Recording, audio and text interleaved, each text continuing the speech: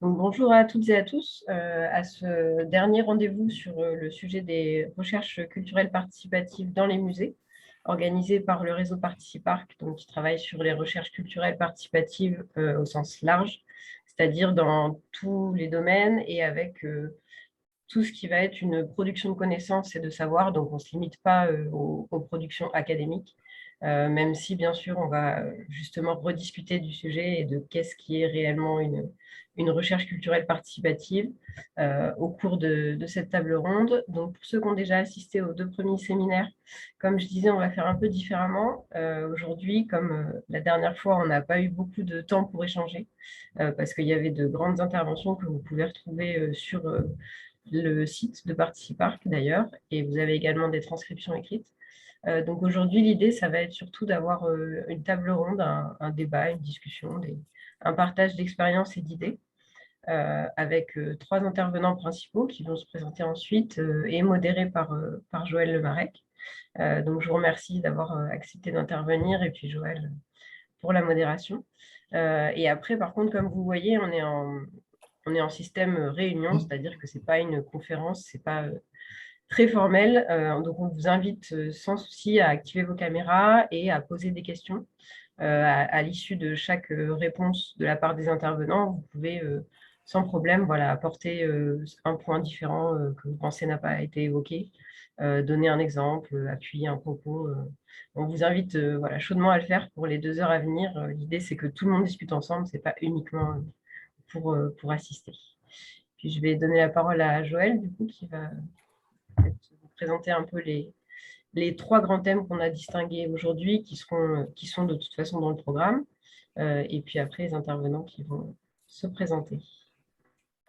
Merci Camille. Donc en fait, le format, voilà, c'est ces questions que je relis en fait. Voilà, comme ça, on les a en tête puisque on peut les traiter en même temps. Bien souvent, c'est la question de qu'est-ce qu'une recherche participative au musée. Donc voilà le contexte muséal, et est-ce qu'on peut le distinguer d'autres démarches de participation et le lien du coup avec les formes de la recherche participative hors musée, mais aussi comment le musée définit lui-même ces démarches participatives. La deuxième question, ça sera est-ce que en fait c'est forcément mieux un musée qui tend vers le participatif que pas, c'est-à-dire est-ce qu'on est dans une vision où il y a un développement comme ça qui toucherait un peu tous les musées, où on aurait une intensification, ou bien est-ce qu'il y a vraiment une spécificité des démarches participatives qu'on doit réserver ou qu'on doit respecter pour certaines démarches et pas pour d'autres, ça peut dépendre de la discipline, des collections, du territoire, des modes de médiation ou des enjeux politiques qui sont associés au musée. Et puis, la question des conditions d'une réelle, puisque c'est toujours le problème d'une réelle participation, donc d'une réelle implication, d'une réelle collaboration, d'une réelle contribution qui peut aller jusqu'aux prises de décision. Donc voilà, on a ces 3 volets qui sont souvent débattus ensemble dans plein de contextes. La question de la définition, mais aussi qui entraîne la définition, pas seulement de la participation, mais de tous les termes de la définition du musée, la définition de la recherche. La question ensuite de la mise en œuvre aussi et de son développement. Et puis la question aussi, ma foi, de l'intensité de cette participation, de la manière dont les acteurs aussi peuvent entrer dans les processus, jusqu'à quel point ils peuvent entrer dans les processus, jusqu'à la décision ou pas. Et ça, bien sûr pour les musées, pour la culture, pour la recherche, de manière générale. Donc voilà un peu nos 3 grandes questions qui sont des questions auxquelles on a besoin de réfléchir à peu près tout le temps. Donc voilà, en l'occurrence, ce n'est pas l'originalité des questions qui prévaut, mais c'est, ma foi, leur acuité, en fait, la manière dont elles sont motrices dans tout ce qu'on fait et ce qu'on partage. et qui permet d'avoir je dirais, un dialogue aussi entre ces différentes cultures de la participation. Celle du monde académique, des sciences humaines et sociales, celle de la culture, celle des musées, des différents types de musées aussi, enfin, et puis des formes de participation plus politique, on va dire, ou citoyenne, enfin, presque indépendamment parfois de ce contexte. Donc, je vais commencer en fait. Qu'est-ce qu'une recherche participative au musée, voilà, sur laquelle vous avez déjà beaucoup réfléchi. Donc, on va faire un petit tour de nos intervenants et ensuite on aura un débat avec l'ensemble des participants. Et je vais commencer presque par l'ordre dans lequel on a pu en discuter un peu avant pour préparer la table.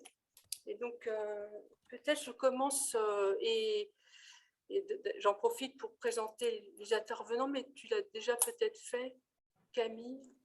Mais donc, Olivier Cadenne, au Muséum d'Histoire naturelle de Toulouse, qui est coordinateur du projet de recherche participative Les Brigades du Tigre, enfin, vous allez nous dire.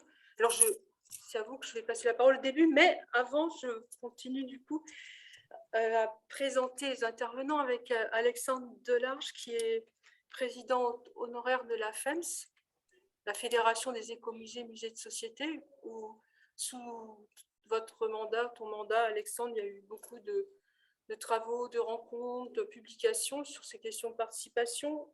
Et Xavier Delacelle, directeur du musée Gadagne, et des musées d'histoire de la ville de Lyon, enfin, qui est le musée d'histoire de la ville de Lyon, enfin, qui gère d'autres sites d'ailleurs que le strict musée de Gadagne, qui a repris la présidence. Et aussi dans notre panel, il y a aussi donc Vincent Guichard, qui est à Bibracte, enfin, directeur du musée de Bibracte. Donc, Olivier, je te passe la parole. Très bien. Bonjour. Moi, j'ai effectivement coordonné un projet de recherche participative sur la question des moustiques tigres et de la mobilisation citoyenne, justement pour lutter contre cette prolifération. Et donc, je voulais peut-être déjà situer de où je parle. Donc, je ne suis pas du tout un chercheur, je suis médiateur au Muséum d'histoire naturelle. J'assure encore des animations auprès des publics scolaires et je travaille également donc de manière plus générale sur les actions territoriales au sein du Muséum d'histoire naturelle. Voilà, donc ça c'est juste pour situer un peu ma parole.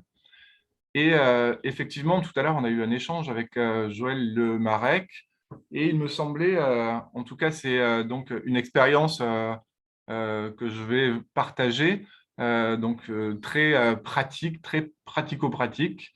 Et, et donc, moi, une des difficultés que je rencontre systématiquement, c'est ces problèmes de définition sur qu'est-ce qu'une recherche participative au sein de mon institution, mais je crois que en fait, c'est quand même une problématique générale. Cette problématique, elle est d'ailleurs soulevée également par Pierre-Benoît Joly. Et d'ailleurs, je propose de m'appuyer, même si je ne suis pas chercheur, parce que j'aime bien ce qu'il écrit sur un de ses articles sur les formes multiples de la recherche scientifique, industrielle et citoyenne, qui va nous mener à qu'est-ce qu'une recherche participative au musée. Et Pierre-Benoît Joly, lui, parle souvent du fait que la recherche participative, que j'inclus dans la recherche citoyenne, je vais y revenir également, eh bien, en fait, c'est un champ d'action émergent. Et un champ d'action émergent, par définition, eh bien, c'est un champ qui n'est pas encore stabilisé. Et même si les recherches participatives existent depuis un certain temps, force est de constater qu'elles ne sont pas encore stabilisées. Et pour qu'elles soient stabilisées, il faut que les acteurs de ce champ se mettre d'accord sur une définition. Donc, je vous propose, si vous voulez bien, je vais essayer d'être rapide pour bien évidemment qu'on puisse échanger dessus, mais ça me paraît être une bonne base, reprendre ces éléments-là de Pierre-Benoît Joly, en fait, qui lui, pour aider à travailler sur préciser là, ce champ d'action des recherches citoyennes et participatives. Donc, il dit qu'en fait, il faut faire émerger les caractéristiques des différents types de recherche, avec les différents critères, les enjeux, les règles propres à chaque champ, pour que ensuite les acteurs discutent, débattent et se mettent d'accord. Alors, très rapidement, ces champs, en fait, il repère plusieurs critères dans ces caractéristiques des types de recherche, que ce soit pour la recherche. Alors, il part de la recherche scientifique au départ, et donc, sur les critères, il y en a 6. En fait, c'est tout d'abord les acteurs qui vont participer à la forme de recherche. En l'occurrence, pour la recherche participative, donc là, c'est facile, c'est les chercheurs, les laboratoires scientifiques, les organismes de recherche. OK. Sur les recherches industrielles, donc c'est la deuxième forme de recherche dont il parle. Les acteurs vont être les chercheurs et les laboratoires industriels. Sur la question des recherches citoyennes, donc premier critère, il se demande, mais alors, qui sont les acteurs des recherches citoyennes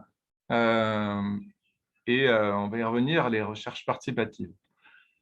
Et donc là, il reprend un terme de Michel Callon il parle de groupes concernés. Donc, des citoyens, des professionnels qui vont être concernés par une problématique ou même, du coup, des dynamiques d'innovation sociale, etc. Dans les recherches citoyennes, je précise qu'il y a donc souvent des collaborations qui sont constatées avec la recherche scientifique. Et on parle alors de recherche participative d'après Pierre-Benoît Joly. Jusque-là, vous me suivez? C'est à peu près clair? Donc voilà sur un petit peu, donc il se pose des questions, il se dit, voilà, donc quand c'est une recherche participative, donc on va avoir des groupes concernés qui vont travailler avec des chercheurs ou des organismes de recherche et qui vont donc créer un collectif de recherche. Je passe rapidement ensuite, l'idée c'est pas de passer 3 heures, mais je vais quand même évoquer rapidement les autres critères qui sont des éléments pour distinguer les recherches participatives des autres types de recherches. Il parle également du critère, après les acteurs, c'est les critères de production de la recherche.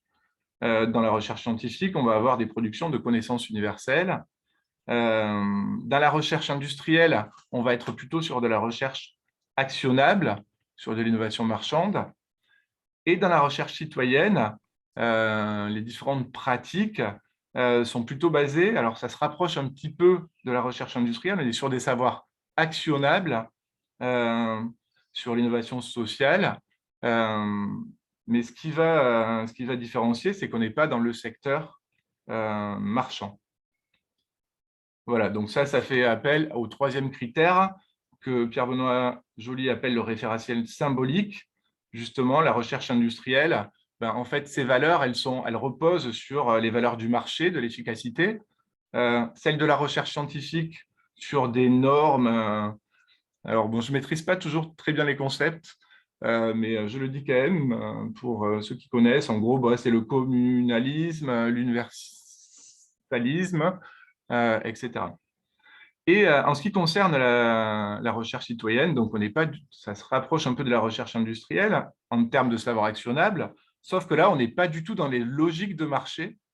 On serait plutôt sur des valeurs de bien commun, de justice épistémique et de pertinence sociale. donc ce qui les distingue du coup des recherches industrielles. Et enfin, donc, il parle aussi des critères d'évaluation, qui pourraient être un autre élément pour essayer de définir et de distinguer ces différents types de recherches. Critères d'évaluation, il parle pour la recherche scientifique de falsifiabilité, standard de preuve. Chez les recherches industrielles, c'est les preuves de concept, l'efficacité, l'appropriabilité. Et sur les recherches citoyennes, on est plutôt donc sur de la résolution de problèmes et sur de l'empowerment. Je n'avais pas parlé tout à l'heure. Voilà. Et enfin, il met un dernier critère qui est les critères, en fait, les éléments de déviance. Pour les recherches scientifiques, ça va être la fraude, les mauvaises conduites, le plagiat. Sur les recherches industrielles, ça serait la capture réglementaire, voilà, bon, des brevets. Et ensuite, sur les recherches citoyennes, on serait sur de la capture de connaissances, de l'instrumentalisation d'acteurs et sur de l'infox. Donc, concernant du coup la recherche participative, donc je le répète, qui serait une recherche citoyenne, donc elle répondrait donc plutôt en fait, aux différents critères que je viens d'énumérer et qui correspondraient aux recherches citoyennes. Et je terminerai juste, si on s'appuie sur cette tentative-là de faire émerger des critères pour définir les types de recherche, alors, du coup, par exemple, si je m'intéresse à des formes assez élémentaires d'interaction entre citoyens et acteurs de la recherche scientifique, avec ce qu'on appelle les sciences participatives. On va avoir, et si je le compare au tableau que je viens de citer, là, aux critères, en fait, dans les sciences participatives, on va avoir des citoyens qui sont recrutés comme capteurs de données. Les bénéfices des productions, elles sont principalement dirigées vers les acteurs académiques de la recherche. Finalement, si on suit ce tableau et ces critères, les sciences participatives, elles suivent les caractéristiques finalement du champ de recherche scientifique, puisqu'elles ne répondent pas aux critères de recherche citoyenne et participative, qui sont justement des critères de résolution de problèmes, de groupes concernés, etc. Alors, je ne suis pas en train d'affirmer les choses, mais de réfléchir avec vous par rapport à ces critères sur comment ça pourrait rentrer. En fait, on est bien d'accord que j'ouvre le débat et la discussion. Ça ne veut pas dire non plus que c'est mauvais. En fait, par exemple, les sciences citoyennes, en fait, les citoyens qui participent aux sciences participatives vont avoir des bénéfices de l'ordre qui vont être sur le plan éducatif, pédagogique, l'amélioration des rapports sciences-société. Il n'y a aucun souci avec ça. C'est juste qu'on essaye de définir ce qui est une recherche participative. Et ensuite, du coup, si on s'intéresse à des formes de recherche participative plus abouties, on va avoir alors des citoyens qui vont participer à l'ensemble du processus de la recherche et on va avoir des bénéfices partagés au sein du collectif de recherche. Donc voilà, et donc là, il y a aussi cette notion de justice épistémique et de reconnaissance des capacités des citoyens et des organisations citoyennes à se positionner comme productrices de connaissances. Je commence à être un peu long, mais je m'arrêterai là. Et je dirais juste, après, ça pose aussi la question finalement, dans ce type de recherche participative plus aboutie, on pourrait se dire, bah, très bien, mais alors, quel est l'intérêt pour un chercheur ou pour un laboratoire de recherche de participer à des recherches citoyennes? Et donc, j'ai noté quelques petits éléments. Les acteurs de l'enseignement supérieur et de la recherche, quel est leur intérêt à participer à des recherches citoyennes? Ben, c'est l'accès à de nouveaux terrains et réservoirs de données, on en reparlera sans doute, à défricher des territoires encore peu ou pas explorés, ou renouveler certaines questions de recherche liées à la transformation des modes de vie, voilà. Travailler sur de nouvelles formes de redistribution, de l'innovation. Donc, tout ça reste en suspens. En tout cas, je trouve que cette grille de critères, etc., permet de débattre et d'échanger et de réfléchir ensemble. Et je vous laisse la parole. Alors, merci Olivier. Du coup, là, voilà, on est du côté des sciences citoyennes aussi, avec cette vision quand même. Enfin, c'est les groupes concernés aussi qui participent. Et du coup, le musée devient là, puisque c'était un peu implicite, mais un lieu aussi de déploiement de ce type de recherche. Et donc, je vais passer la parole peut-être à Xavier pour justement cette question sur la place du musée par rapport à la production de connaissances, justement. Merci, merci Joël. Tout le monde m'entend bien? Oui. Bon, ça va, quelquefois j'ai un petit souci de micro. Parfait. Alors, je vais peut-être faire comme l'orateur précédent, comme Olivier, qui s'est présenté pour dire un peu d'où il parle. Moi, très rapidement, je peux juste préciser que j'ai une formation professionnelle d'archiviste et après avoir longtemps été archiviste, travaillé dans des services d'archives, je suis entré dans le monde des musées en prenant mes fonctions au musée Gada, musée d'histoire de Lyon, il y a 7 ans. Après être passé par une institution qui a pour moi servi de passerelle entre les deux mondes, qui est le RISE, un lieu un peu ovni culturel à Villeurbanne, qui est une institution culturelle assez récente, qui a ouvert ses portes en 2008 et qui m'a fait découvrir, par son adhésion à cette association, la Fédération des écomusées et musées de société, dont Alexandre, comme ça a été tout à l'heure, a été le président et dont je suis l'actuel président. Enfin, c'est pas ça le plus important, c'est surtout que à travers cette entrée dans cet univers des musées de société et des écomusées, j'ai fait le lien entre le projet que je portais à ce moment-là, donc on est dans les années 2008-2015, d'une institution souhaitée par une municipalité pour travailler sur la mémoire d'une ville et avec pour être plus précis, avec l'idée d'intégrer la question de la recherche, sans que les initiateurs du projet, notamment le maire de l'époque, aient défini très clairement ce que ça pouvait vouloir dire d'intégrer la recherche dans une institution culturelle. Et du côté des archives, je voyais à peu près ce que ça pouvait vouloir dire, c'est-à-dire un dialogue avec les chercheurs qui se nourrissent des ressources que produisent des institutions patrimoniales, mais qu'est-ce que ça veut dire quand une institution fait de la recherche ou intègre des chercheurs, c'était l'objectif d'ailleurs, au cœur même de l'institution. Et donc on a développé des résidences scientifiques, donc accueillir des jeunes chercheurs. Alors, dans le monde académique, ce n'étaient pas des chercheurs officiels, puisque tant qu'on n'a pas soutenu sa thèse, on n'est pas considéré comme chercheur dans le vocabulaire de l'université. On est des apprentis, enfin les masterants, les doctorants. Mais enfin, on travaillait comme ça avec les directeurs de recherche et leurs étudiants en master ou en doctorat.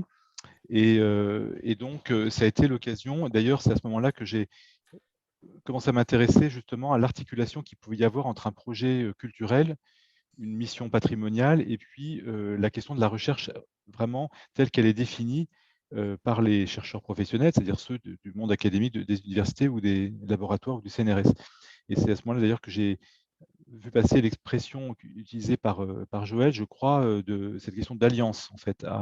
C'est un terme qui m'a marqué, c'est-à-dire se dire, voilà, les intérêts des uns et des autres ne sont pas forcément les mêmes, mais à un moment donné, si on est plutôt de l'ordre de la collaboration, et donc peut-être une première forme de participation, d'une certaine façon, à la recherche, c'est de voir comment des professionnels peuvent arriver à collaborer à de la recherche, avant même de commencer à se poser la question de non-professionnels, c'est-à-dire de gens, de personnes, d'habitants, de citoyens, enfin, quels que soient les termes qu'on utilise pour les désigner.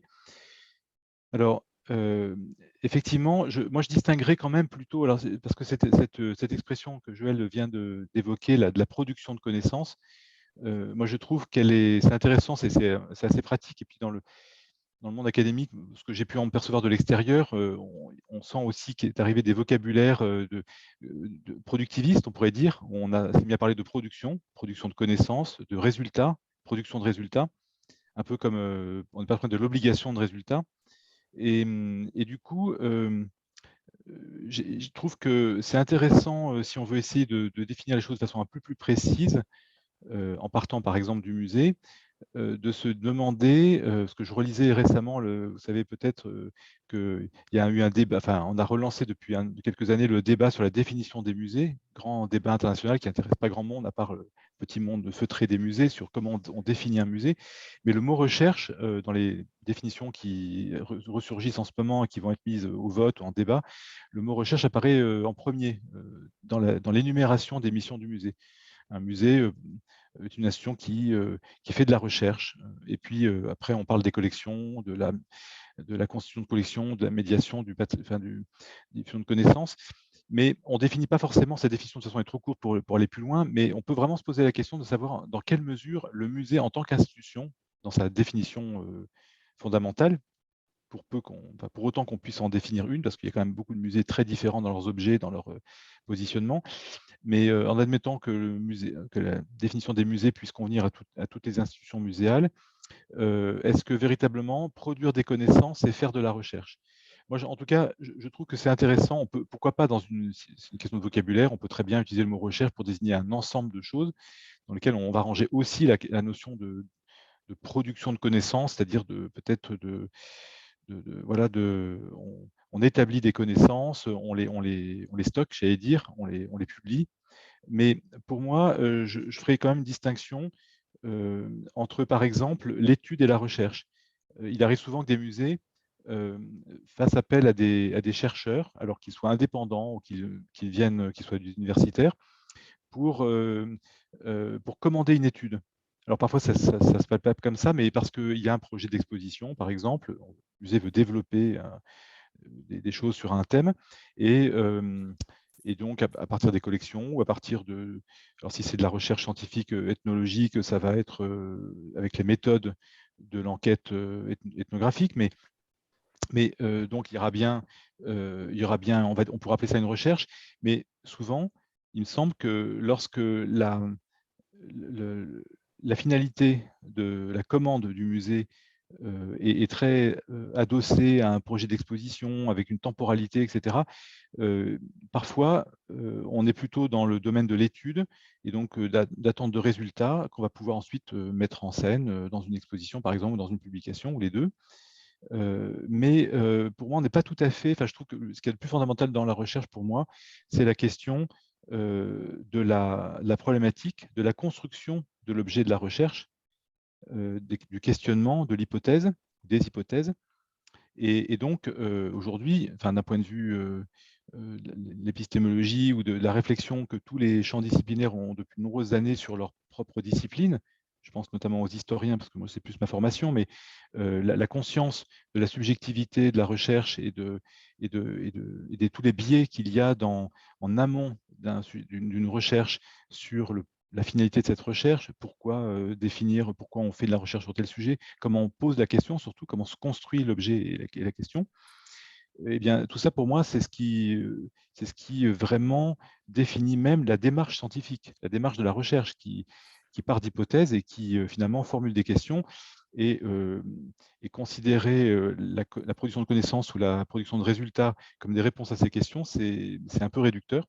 Donc du coup, tout ça pour dire que ça peut être intéressant de se poser la question de savoir dans quelle mesure le musée contribue à la définition de ces objets de recherche dans une collaboration ou une alliance avec des chercheurs. Et en fait, c'est pour ça que je trouve que cette histoire d'articulation, de collaboration, d'alliance, pour moi, elle signifierait que à partir de la mission d'un musée, sur son territoire, sur ses thématiques, l'appel, la convocation de la recherche nécessite bien sûr des compétences techniques, des compétences méthodologiques. Le musée a sa part dans l'initiative qu'il prend pour que se développe une recherche sur tel sujet, mais du coup, ça amène assez rapidement à une vision plurielle des conditions de la recherche qui peut ensuite se poser la question d'un élargissement de cette participation à des personnes qui ne détiennent pas forcément des outils méthodologiques, par exemple, mais qui peuvent avoir une légitimité dans la contribution au programme de recherche.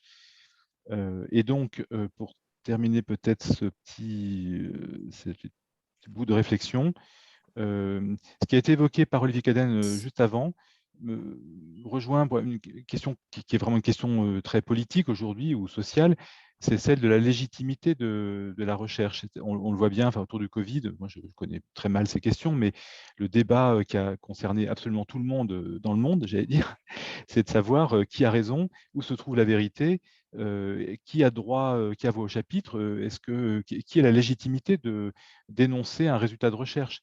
Est-ce que c'est un professeur dans un hôpital de Marseille dont le visage apparaissait tous les jours à la télé, ou bien est-ce que c'est les gens avec leur savoir d'usage?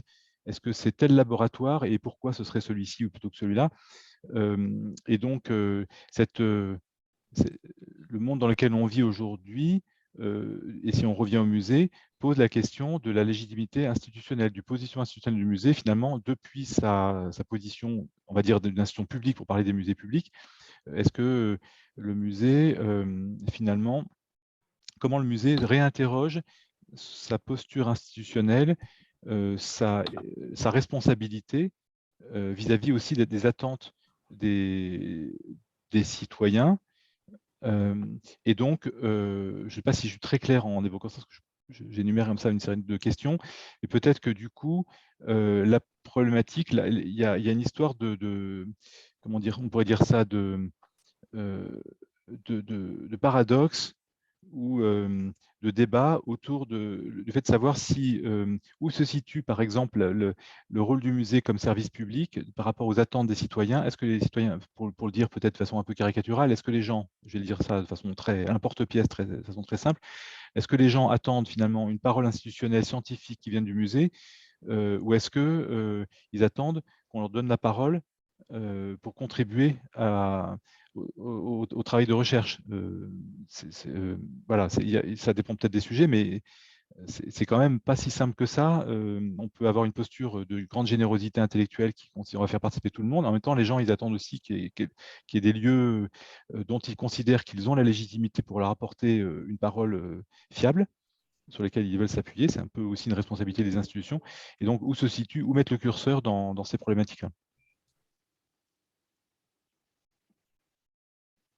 Merci Xavier. Du coup, là, je trouve qu'il y a un lien aussi par rapport à ces enjeux citoyens dont il a été question dès le début. Et c'est vrai qu'on utilise le terme production de connaissances maintenant, qui est ambigu, mais il me semble que les musées sont aussi, comme juste avant que tu parles des légitimités, je m'étais noté pour moi-même que le musée a une légitimité, qui d'ailleurs qui n'est pas garantie comme ça pour l'éternité.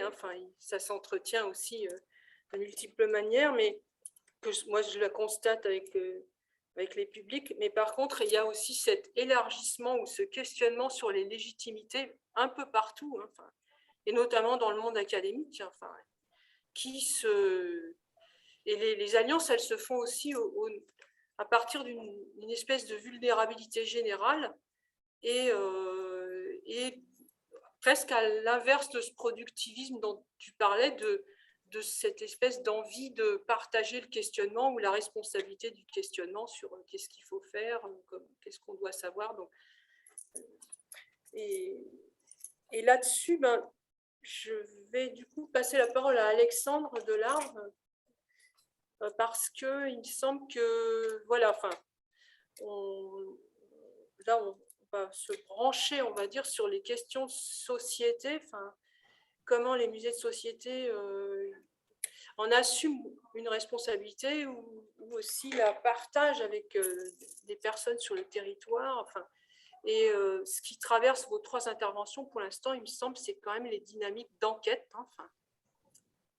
qu'on pourrait rajouter dans notre lexique à côté de recherche, production de connaissances, sciences citoyennes, recherche académique, mais il y a aussi les manières dont on enquête. Alexandre ? Oui, merci. Je ne suis pas très à l'aise avec ces histoires de recherche telles que précisées. Je vais juste me présenter. Donc, J'ai été directeur de différents musées, écomusées, créateur d'un écomusée à La Réunion. Voilà. Et puis, comme le disait Joël, j'ai été président de la Fédération des écomusées et musées de société. Alors, je dis ça parce que c'est aussi, je vais y venir, mais c'est aussi une position particulière. Enfin, c'est un type de musée qui n'est pas le même que le muséum, par exemple. On n'a pas les mêmes missions, on ne fait pas tout à fait le même travail. Et donc, du coup, sur la question de la recherche, je ne suis pas très à l'aise avec la question de la recherche universitaire, au fond. Et donc, on a parlé d'acquisition de savoir. Voilà, est-ce que l'acquisition de savoir, c'est faire de la recherche? C'est un bout de la recherche, c'est pas toute la recherche, universitaire en tout cas. Et je pense que c'est plutôt dans cet endroit-là qu'on se situe. Mais aussi, je voudrais préciser qu'on a tendance, quand on parle de participation, à dire que les acteurs, alors ceux que dans le monde des écomusées, on appelle acteurs par rapport aux agents. Alors, les agents sont rémunérés, les acteurs ne sont pas rémunérés. Donc, c'est les gens qu'on sollicite pour la participation. Et les acteurs, on a tendance à penser que c'est des gens qui n'ont pas de compétences particulières, au fond. En réalité, il y a de tout dedans, y compris des scientifiques, y compris des universitaires, y compris des… Voilà. Donc, ça rend les choses un peu plus compliquées, mais il y a une question de temps. Xavier l'a relevé en parlant notamment des expositions. Quand on fait une exposition, même si c'est un temps relativement court, une exposition, c'est un temps assez long. Et est-ce que des acteurs, des personnes non rémunérées peuvent faire de bout en bout une expo? Alors, ça dépend de la taille de l'expo, du sujet de l'expo. Mais ils peuvent apporter aussi porter un vrai regard, un regard de nouveauté, de réflexivité sur ça. Maintenant, c'est certain que des acteurs ne peuvent pas faire un travail de recherche au sens universitaire. Ils en ont peut-être éventuellement, ils pourraient en avoir les compétences, mais en tout cas pas le temps. Voilà, donc dans les musées de société, il me semble qu'on se situe plutôt dans cette question d'association de gens au travail d'élaboration de savoir éventuellement, de collecte de savoir. Je prends un autre exemple. J'ai fait des inventaires patrimoine, inventaire patrimoine paysage, participatif. Et c'est intéressant parce que, bon, est-ce que c'est de la recherche? Oui et non. C'est essayer de comprendre un territoire, qu'est-ce qui peut relever du patrimoine. Alors, est-ce que le patrimoine est un objet de recherche? On peut se poser la question. Mais toujours est-il qu'il y a un lien, bon, on a parlé plusieurs fois d'alliance, donc c'est un lien entre ces acteurs et ces agents, qu'ils soient chercheurs ou personnels de musée, conservateurs ou autres. Et cette unité, ce travail en commun qui permet de fabriquer un inventaire, là, qui est, à mon sens, tout de même un certain travail de recherche, de définition, de mise en lumière de ce que peut être un patrimoine pour un territoire, par exemple. Et dans ce cas-là, il y a à la fois des professionnels qui vont guider, qui vont apporter des infos, et puis des acteurs qui vont apporter leurs compétences, leur savoir en termes de citoyens, mais aussi parfois leurs compétences scientifiques, pourquoi pas, et pour cette élaboration d'un travail commun. Et donc ça me paraît extrêmement important. Il y a souvent la peur dans les démarches participatives, la peur de perdre son pouvoir, en tout cas pour les professionnels. Et en réalité, comme il y a des compétences diverses, il n'y a pas de raison de perdre son pouvoir, chacun amène ses compétences. Et voilà. Alors pour le travail de recherche, voilà, je suis un peu dans une position un peu en retrait, dans la mesure où ce n'est pas de la recherche universitaire, mais je pense que tout de même on peut amener du savoir. Et en tout cas, ce qui est certain, c'est qu'il faut qu'il y ait ce lien entre les acteurs et les agents, et cette complémentarité, et ce travail en commun, et cette décision en commun, mais on y reviendra sans doute. Alors, je vais peut-être, je vais juste là, je réagis comme ça, puisque mais je voudrais dire que du côté de, disons, de la recherche professionnelle, on va dire, on parlait de ces critères de thèse, salariat, etc., en fait, en vous entendant, je me dis, la recherche est actuellement un peu sous pression, hein, avec de multiples envies d'utiliser les méthodes, les gens, les forces de travail, etc., pour plein de choses, pour plein de types de partenariats.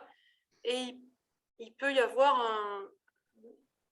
quelque chose de plus sûr, enfin, on peut se sentir plus en sécurité quand on a affaire à des demandes qui viennent aussi des secteurs publics, hein, de la culture, enfin, ou justement d'associations citoyennes, etc., parfois que quand les demandes de recherche ou le pilotage de la recherche, voilà,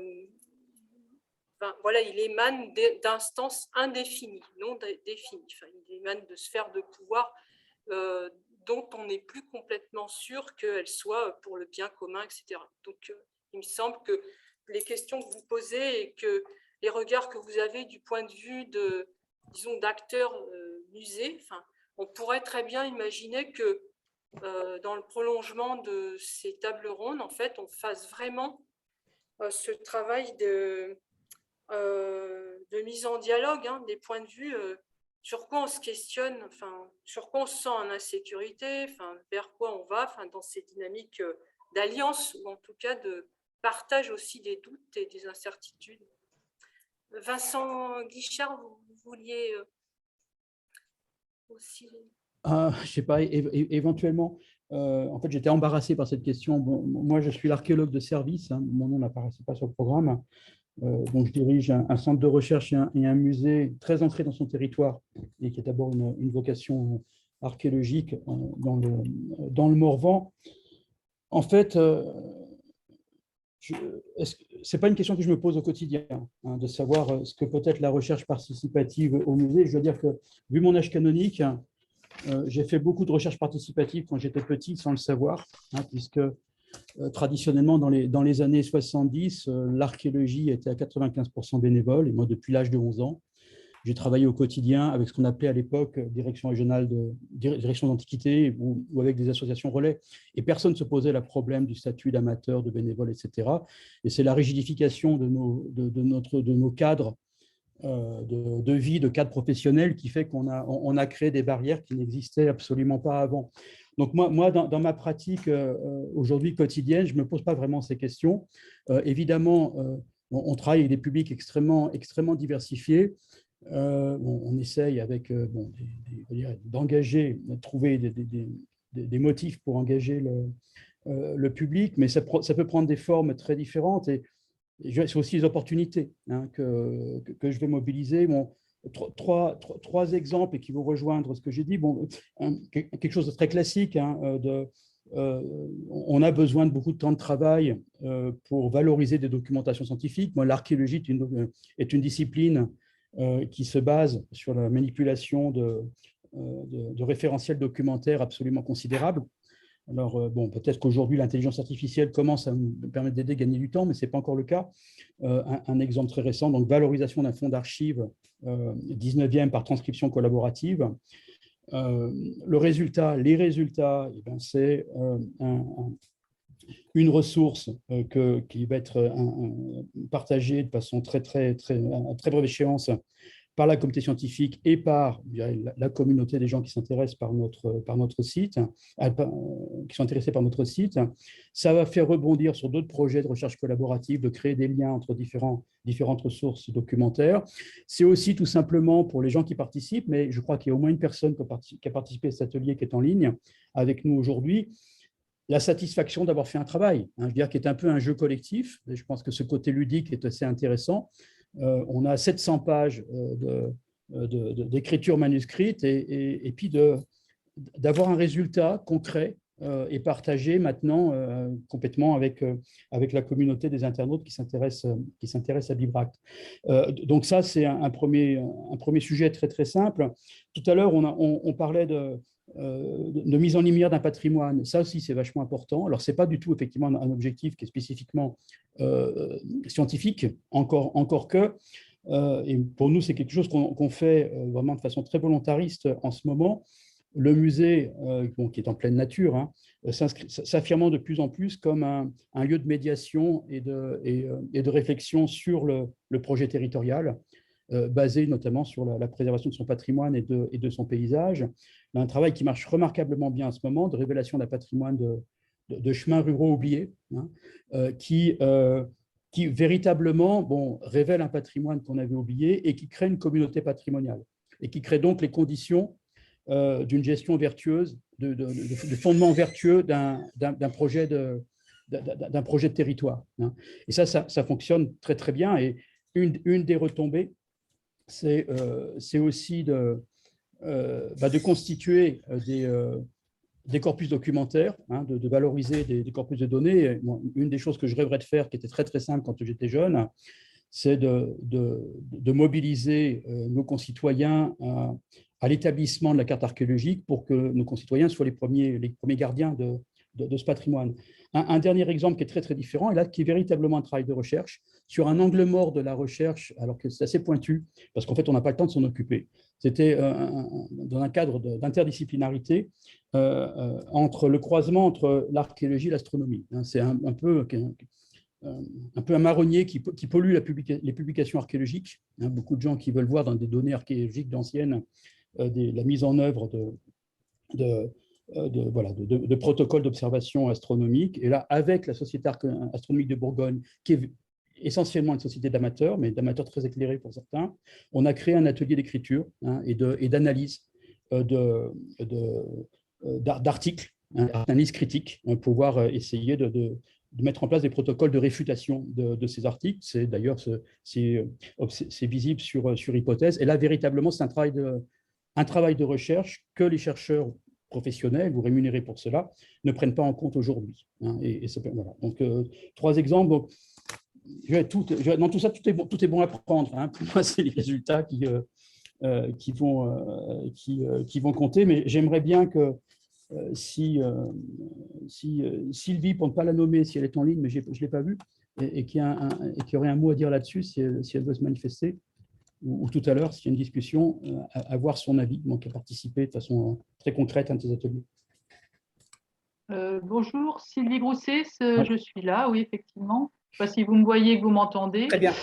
Voilà, donc oui, moi j'ai participé en tant que transcripteur bénévole parmi une douzaine d'autres personnes aux transcriptions des archives manuscrites des carnets de fouilles de Buglio pour Bibract et le centre de recherche. Par rapport à ce que M. Guichard disait tout à l'heure, ce qui nous a motivés, moi j'étais avec mon mari, donc c'était aussi plus facile à deux, mais c'était d'abord qu'on aime bien ce site, on le connaît, on habite maintenant à proximité en plus, mais c'est un lieu qu'on apprécie depuis plus de 20 ans et qui nous a intéressé d'emblée de participer à ce projet. Deuxièmement, c'est la curiosité de savoir ce qu'on pouvait trouver avec ce moteur de recherche qui s'appelle Transcribus, là, auquel on a alimenté par les premières transcriptions à la main, on va dire, numériques, mais en déchiffrant les écrits de Buglio. Et puis aussi, on verra derrière, quand ça sera publiable, ce que ça va donner. Enfin, on a des premiers tirages, mais l'idée, c'était que ça participe, que ça aide les chercheurs à avancer aussi de leur côté, puisque, si on a bien compris, au départ, les carnets étaient d'abord très fragiles. Ça permet aussi de les maintenir en état et de pouvoir accéder quand même aux données qui seront publiées, quoi, voilà.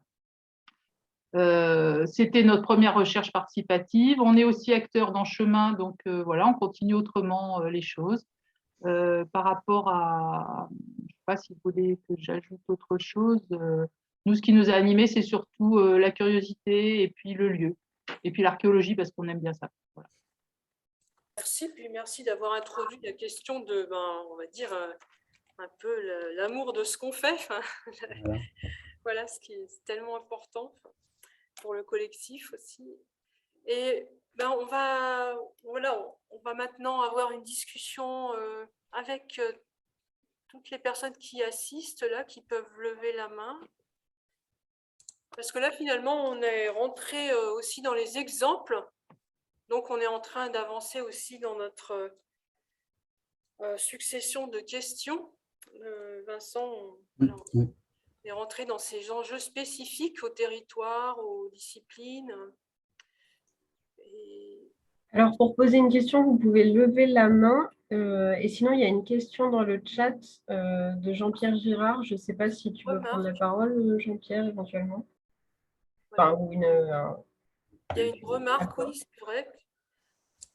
Je veux bien exprimer ma question oralement, oui, si tu le souhaites, si vous le souhaitez. Il y a eu 2 interventions sous l'angle du temps, et en particulier dans l'intervention qui était très intéressante sur les musées. Et je crois que vous avez dit que les acteurs, ou autrement dit les amateurs, les gens non rémunérés, ne pouvaient pas être, vous avez dit à un moment, ne pouvaient pas être chercheurs parce qu'ils n'avaient pas le temps pour ça. Et je trouvais que c'était tout à fait intéressant, pas faux, mais intéressant parce que paradoxal, dans la mesure où on voit bien qu'ils n'ont pas le temps long d'un chercheur institutionnel qui va avoir une carrière devant lui, mais on voit aussi que dans les recherches participatives, un argument très souvent employé est justement qu'un chercheur ou un groupe de chercheurs n'a pas le temps d'aborder une masse de documentation ou une masse de données, ou etc., telle. Il faudrait qu'il y consacre une vie ou plusieurs vies de chercheurs, et que justement, la recherche participative est là, en partie, ça peut être une des raisons de la recherche participative, de collectiviser en fait le temps des amateurs au service d'une recherche. Donc j'aimerais bien que les uns ou les autres vous creusiez un peu cette question du temps, parce qu'il me semblait qu'il y avait un paradoxe dans la question. Voilà, c'était le sens de ma remarque. Oui, merci. Oui. Je veux bien réagir là directement sur cette question du temps, puisque je l'ai évoqué. Effectivement, c'est juste en considérant qu'un travail de recherche, c'est un travail universitaire, donc ça prend énormément de temps. C'est un métier, on fait ça toute sa vie, enfin tout son temps professionnel en tout cas, peut-être en dehors même. Et ce que vous dites me paraît très juste, c'est-à-dire que c'est ce qui était évoqué par la personne, Sylvie Grousset, c'est ça, avant, c'est-à-dire que du coup, certaines personnes s'impliquent dans une partie du travail de recherche. Alors, est-ce que ce travail de recherche est un travail de recherche? Est-ce qu'une transcription, c'est un travail de recherche? C'est un bout du travail de recherche, voilà. Mais oui, ça me paraît fondamental qu'on puisse faire appel à des gens pour faire des parties du travail de recherche. Je voudrais juste à ce propos-là faire une petite différence, une grosse différence en fait, parce qu'on a évoqué là le terme de bénévole. Et pour moi, le bénévole, ce n'est pas du tout… alors, je voudrais pas qu'on m'interprète mal, mais être un bénévole et être un acte, ce qu'on appelle dans les écomusées acteur, c'est-à-dire membre participatif. Alors évidemment, le bénévole, il participe. Mais l'idée qu'on a dans le monde des écomusées ou des musées de société, c'est que le bénévole, il met en œuvre des choses définies par généralement l'équipe du musée. Et que l'acteur, il définit dès le départ son projet, enfin le projet, qui est un projet de l'institution, avec l'équipe. C'est-à-dire que c'est dès le départ un projet commun avec des répartitions éventuellement des tâches et des compétences. Voilà, c'est juste que pour moi, ce n'est pas du tout la même chose. Je peux rebondir ou prolonger ce que vient de dire Alexandre. Je trouve très intéressant de repartir de cette question de temps, alors qu'on l'aborde sous la question de la durée, du temps consacré, de la disponibilité aussi. des personnes dont ce n'est pas le métier ou la mission principale de collaborer à une recherche, en quoi, quelle est leur disponibilité, indépendamment de la question de la compétence. La question de la lenteur aussi de la recherche, le temps que prend la recherche, par opposition, on évoquait d'ailleurs dans la première intervention les questions de finalité de la recherche, ou de la recherche appliquée, ou de l'actionnabilité de la recherche. Ça compte aussi, c'est-à-dire que si la recherche est faite, si c'est de la recherche pour la recherche, c'est-à-dire que le processus scientifique en lui-même a sa propre valeur et n'a pas défini au préalable son exploitation, son utilisation, c'est pas tout à fait la même chose que lorsqu'elle est indexée à un objectif précis de restitution, d'édition, d'exposition, etc. Et je pense aussi également, pour revenir à la question de l'alliance ou de la collaboration, ou de la contractualisation aussi, il y a aussi, quand on s'engage dans des processus participatifs, et là ça ne concerne pas simplement les questions de recherche, il y a aussi une question de lien qu'on tisse et de ce qu'on en fait ensuite sur le long terme. Est-ce que tout ça s'arrête, on a créé des liens et puis après, voilà, la recherche est terminée, on se dit au revoir, merci. Est-ce qu'on essaie de créer les conditions d'une fidélité aussi, ou d'une poursuite de la collaboration? Et je reviens sur à l'instant, ce que évoquait Alexandre, sur la question du bénévolat ou pas, du bénévole ou de l'acteur. En fait, ça renvoie, et je crois toi-même, ce que tu évoquais, il me semble, dans un autre atelier du même séminaire, sur les échelles de participation, en fait. C'est selon le degré de définition, de délibération entre les différents acteurs, qu'ils soient professionnels ou que ce soit le musée, les chercheurs académiques, j'allais dire les simples citoyens.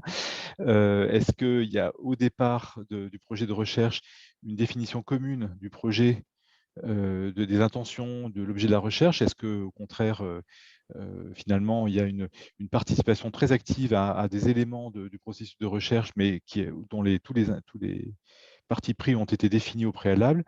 Là, ça renvoie, je trouve, simplement à tout est possible. En fait, il n'y a pas de forcément de hiérarchie. Il y a une échelle de degrés de participation, il y a forcément une hiérarchie, puisque on peut tout à fait imaginer une participation active et qui a beaucoup de valeur de personnes à un processus qu'ils n'ont pas décidé eux-mêmes.